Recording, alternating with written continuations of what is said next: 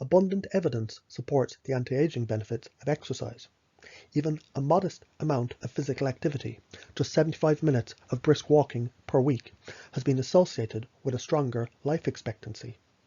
Also, regular exercise correlated with independence in a study of Japanese centenarians. Exercise influences several hallmarkers of aging, including DNA repair, cellular senescence, and mitochondrial function. Resistance exercise decreases oxidative DNA damage in the aging individuals, and it increases mitochondrial biogenesis, the creation of new mitochondria in the muscle and the brain tissue. Exercise can help to prevent cardiovascular disease during aging, and can help to stave off sarcopenia, or age-related loss of muscle mass and strength. Improvements in muscle strength resulting from resistance exercise can increase functional capacity and can reduce the risk of disease and disability in old age. Physical activity, especially resistance strength training, also helps to maintain healthy bone density during aging. Exercise also powerfully activates AMPK, a key regulator of energy metabolism and another major longevity factor. AMPK is an enzyme, and it promotes the burning of glucose and fats to generate cellular energy. AMPK also inhibits aberrant cell growth like cancer. It promotes the creation of new mitochondria, and it increases insulin sensitivity. AMPK activation might be responsible for many of the health benefits of exercise. Conversely, a lack of AMPK activation may contribute to the detrimental health effects of a sedentary life. The anti-diabetic agent Metformin also activates AMPK, and this may mitigate other chronic diseases linked to inactivity, like heart disease and cancer. Preclinical evidence suggests the magnitude of AMPK activation in response to exercise diminishes with age. Therefore, AMPK activating agents like metformin and the plant extract berberine may complement exercise in aging adults. Regular exercise improves blood glucose control. It promotes weight loss and it reduces cardiovascular risk, and is therefore a critical part of type 2 diabetes prevention and treatment. Metformin, or Glucophage, the most widely prescribed anti-diabetic medication, appears to have a broad range of health benefits. Like exercise, metformin causes fundamental shifts in cellular function, and it increases AMPK activity. However, metformin might alter the response to physical activity in other ways, leading to complex effects that are still being explored.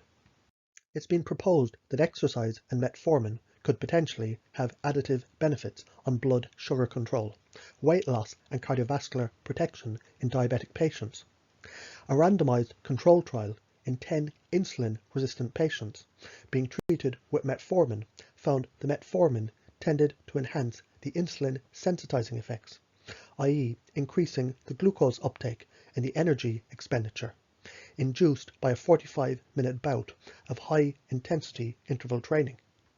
In a trial in 26 subjects with type 2 diabetes being treated with metformin, high-intensity interval exercise after breakfast resulted in additional lowering of blood sugar levels, and exercise beginning 30 minutes after breakfast had the greatest effect compared with 60 and 90 minutes. Similarly, a randomized crossover trial in 10 participants with type 2 diabetes being treated with metformin found metformin plus a post-meal exercise suppressed the rise in post-meal blood sugar more effectively than either exercise or the metformin alone. Not all evidence supports an additive interaction between metformin and exercise. Some studies indicate no added benefit, while a few studies suggest a decreased benefit when metformin and exercise are combined. 2 controlled trials in type 2 diabetics found the combination of metformin therapy and exercise resulted in poor glucose control after a meal, indicating exercise and metformin may have antagonistic effects. A study that used data from 251 type 2 diabetic participants in an exercise trial found the benefits of exercise on markers of short and long-term glucose control, physical fitness, strength, body weight and waist circumference were no different in those taking metformin compared with those not taking metformin. Another study analysed data from 1,982 type 2 diabetic subjects assigned to either intensive lifestyle intervention, including exercise, or diabetes support and education. Metformin use was associated with improved blood sugar control and greater weight loss in both groups, but the impact was less pronounced in the lifestyle therapy group compared with the support and the education group. Research in pre-diabetic individuals and others at high risk of type 2 diabetes further highlights a possible negative interaction between exercise and metformin.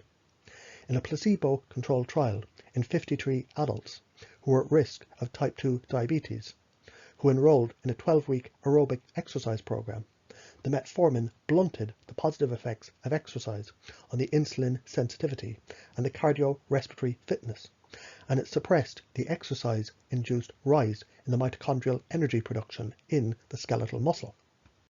In a randomized placebo-controlled trial in 32 participants with pre-diabetes, metformin did not enhance the positive effects of exercise training on the insulin sensitivity after 3 months. In fact, metformin appeared to reduce the benefits of exercise on insulin sensitivity, but this difference was not statistically significant. A second analysis of the data from the trial showed while exercise and metformin each lowered blood pressure and the levels of high sensitivity C-reactive protein, a marker of cardiovascular inflammation, the combination of metformin plus exercise did not, suggesting an antagonistic interaction. Researchers are beginning to explore possible interactions between metformin and exercise in healthy people.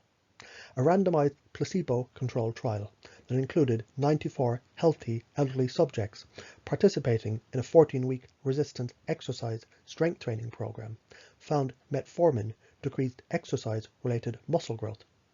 Interestingly, evidence from 2 small trials suggests the metformin can alter the perception of exertion in healthy individuals, possibly affecting the desire to exercise. In one of the trials, metformin use for 4 days had no effect on AMPK activity at rest or during exercise, but it led to increased exercise-induced lactate production by the muscle tissue, adrenaline release and heart rate, and heightened the perception of physical exertion in 10 healthy men. Likewise, a trial in 15 healthy men found metformin therapy for 17 days increased the perceived rate of exertion during a single exercise bout, although it did not alter the exercise intensity selected by the participants. The body of evidence indicates a more complex relationship between metformin and exercise than previously expected. One explanation is based on dueling hormetic effects. Hormesis is the phenomenon by which a small amount of physiological stress causes an adaptive response, leading to increased resilience to similar stresses in the future. Exercise is believed to exert its positive health effects by creating a hormetic stress. Metformin, on the other hand, is thought to increase AMPK activation and cellular function through a hormetic effect involving the inhibition of mitochondrial energy and free radical production. It's been suggested that at certain concentrations, metformin might interfere with the oxidative stress-related hormetic mechanism by which exercise promotes adaptation and ultimately enhances health. More research is needed to better understand how exercise and metformin interact, to develop a treatment and prevention protocol that maximizes the health benefit of these therapies in type 2 diabetics, those at risk for diabetes, and for healthy individuals. The progressive deterioration of the immune system that occurs with age is termed immune senescence. Immune senescence is associated with poor response to vaccinations and increased risk of infection, cancer, cardiovascular disease, diabetes, and other age-related chronic diseases. Emerging evidence indicates regular exercise protects against the immune senescence, and it might rejuvenate the aging immune system.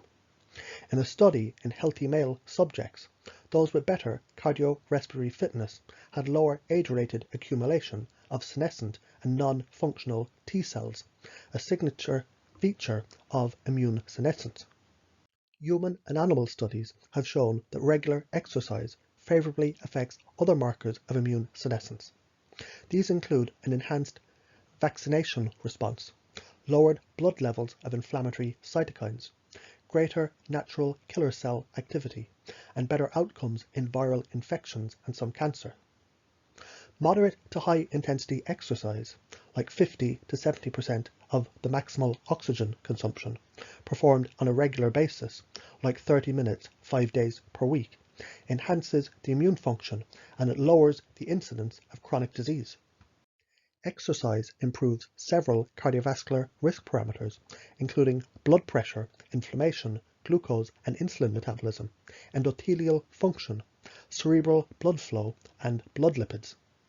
A recent meta-analysis of nearly 400 randomized controlled trials with approximately 40,000 participants assessed the effects of endurance, dynamic resistance, isometric resistance, and combined endurance and resistance exercise interventions and anti-hypertensive medications like angiotensin-converting enzyme inhibitors and angiotensin II receptor blockers, beta blockers, calcium channel blockers, and diuretics on the systolic blood pressure levels in normal and hypertensive individuals. Endurance and resistance exercise and all classes of antihypertensives lowered the systolic blood pressure when compared to controls. This effect was greater with antihypertensive medications across all populations. Among those with hypertension, there was no difference between medication use and endurance or resistance exercise in lowering the blood pressure levels. Further research is needed to understand more fully how exercise lowers the systolic blood pressure. Exercise is also beneficial in the treatment of existing cardiovascular disease. According to a review of 63 randomized controlled trials that enrolled nearly 15,000 patients with established coronary heart disease, exercise-based cardiac rehabilitation programs reduced the mortality and the hospitalization due to the heart disease. In the majority of these studies, exercise also improved the patient's quality of life. Physical activity can prevent cognitive decline in older adults and reduce the risk of neurological diseases like Alzheimer's disease and Parkinson's disease. Aerobic exercise reduces the loss of brain tissue that occurs with aging. Abundant evidence indicates physical activity and exercise enhances cognitive functioning and well-being across the human lifespan. In a study in 2,747 young adults aged 18 to 30 years, greater aerobic fitness was associated with better verbal memory and faster psychomotor speed in the middle age. Similarly, another study found middle-aged participants who engaged in the most leisure time physical activity were less likely to develop dementia 28 years later as compared with less active participants. Exercise improves cognitive health by enhancing the transmission of information between the nerve cells. Brain-derived neurotropic factor, a signaling protein, appears to play a critical role in this process. Exercise increases the production of brain-derived neurotropic factor in an area of the brain called the hippocampus, and this is vital to learning and memory. Intriguingly, exercise may even increase the size of the hippocampus. Interestingly, preclinical research suggests that cognitive benefits of exercise might be transferable through the administration of circulating blood factors. In a study on aged mice, plasma from exercised mice was administered to sedentary mice. The exercised mice underwent increased neurogenesis, higher expression of brain-derived neurotropic factor, and improved learning and memory. And the sedentary mice receiving the plasma from the exercised mice experienced the same benefits. The researchers discovered a specific blood factor derived from the liver, GPLD1, increased after exercise, and it correlated with the improved cognitive function in the mice. Concentrations of the GPLD1 are also increased in active, healthy elderly humans. When GPLD1 was overexpressed in aged mouse livers, the mice experienced the same improvements in neurogenesis and cognitive function. The study provides hope that the cognitive benefits of physical activity might someday be possible even in those unable to exercise. Further research could explore whether similar benefits are attainable by transferring growth factors from young, exercising humans to older or sedentary individuals. According to recommendations from the American Heart Association and the American College of Cardiology, long-term weight loss is best attained with lifestyle change that includes both a low-calorie diet and increased physical activity. Exercise increases insulin sensitivity, it helps to control blood sugar levels, and it improves cardiovascular risk factors, such as high blood pressure and elevated blood fat. Even a single exercise session induces many of these beneficial effects. Randomized trials have shown that combining physical activity with modest weight loss lowers type 2 diabetes risk by 58% in high-risk populations. In a 4-year randomized control lifestyle intervention trial, increased physical activity along with reduced calorie intake resulted in partial or complete remission of diabetes in 11.5% of the participants during the first year. 7.3% of the participants remained in partial or complete remission after 4 years. A detailed analysis of 264 published studies, which included nearly 20,000 participants, found that exercise and physical activity is associated with modest improvements in pain, functional capacity, and quality of life. Another review of published studies found that high-intensity strength exercise performed in the workplace 3 times per week for 20 minutes markedly reduced pain in the shoulders and the spine. In a separate analysis, supervised and home-based progressive shoulder strengthening and stretching exercises relieved shoulder pain. For low-grade shoulder pain, exercise provided short-term benefits similar in magnitude to a single steroid injection. Sarcopenia refers to the progressive loss of muscle mass and strength with age.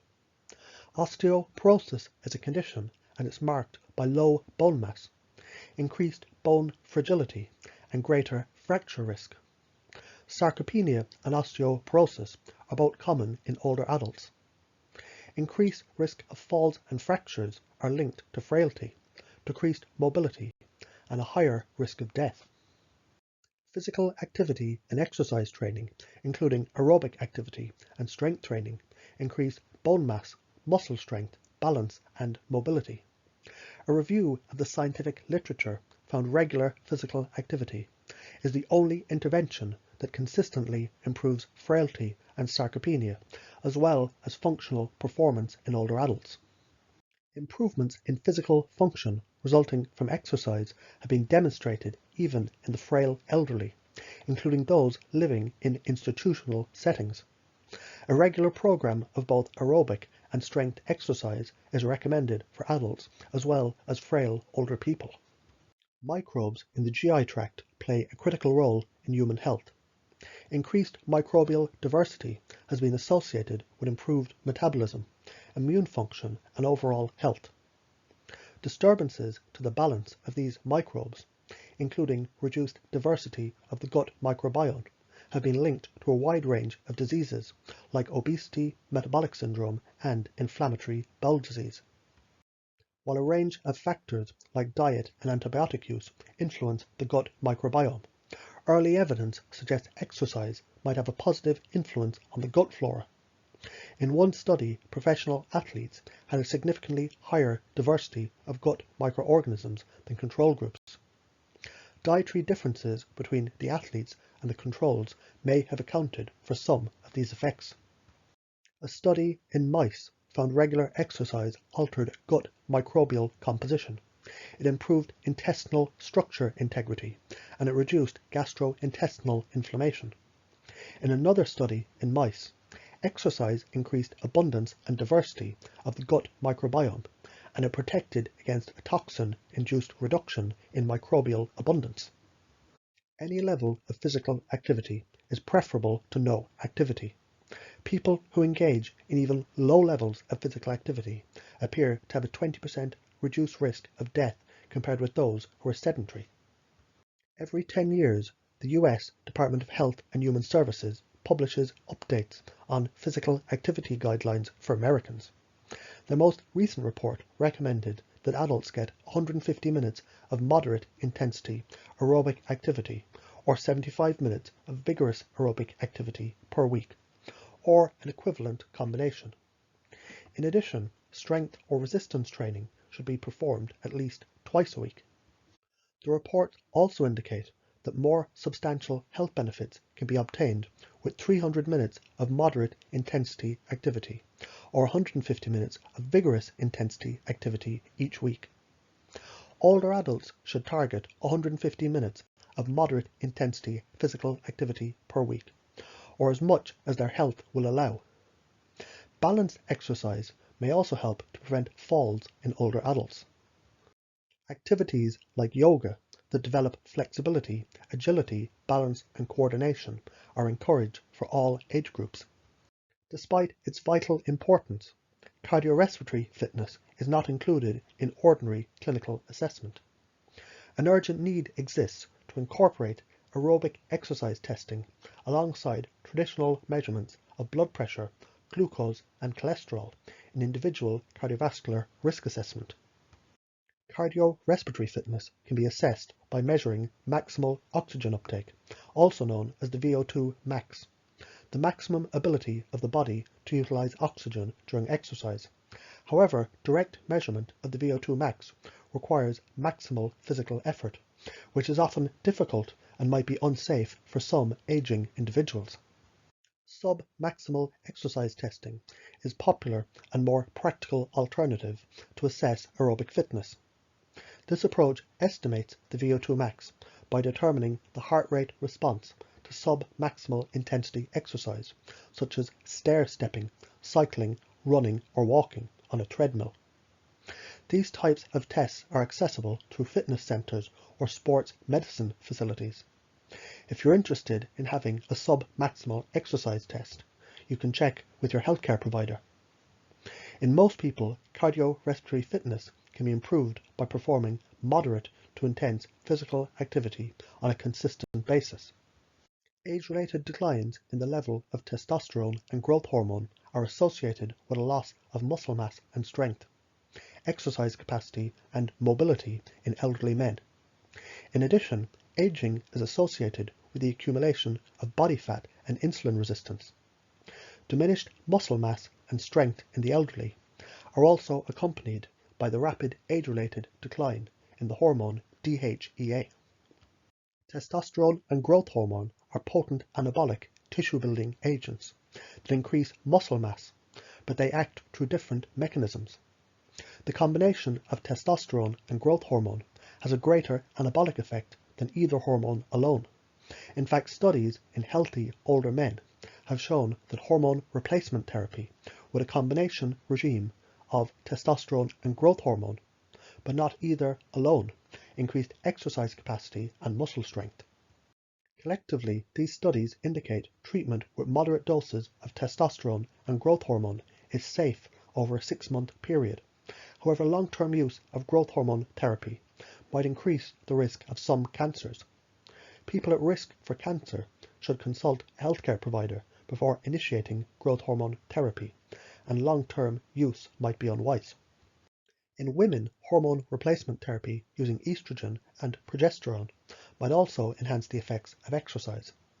In one study, postmenopausal women using conventional hormone replacement therapy had significantly greater improvements in exercise-induced insulin sensitivity than postmenopausal women not using the hormone replacement therapy. Bioidentical hormone replacement therapy, including progesterone, estradiol, and estriol, has become a popular alternative to traditional hormone replacement therapy for the treatment of menopausal symptoms. Bioidentical hormones are structurally identical to the human hormones. Data from a review of studies found the use of bioidentical hormones carries a lower risk of breast cancer and cardiovascular disease, and treatment with bioidentical hormones has been effective as conventional hormone replacement therapy for the treatment of menopausal symptoms. For more information about herbs, supplements, and natural treatment plans, check out my website.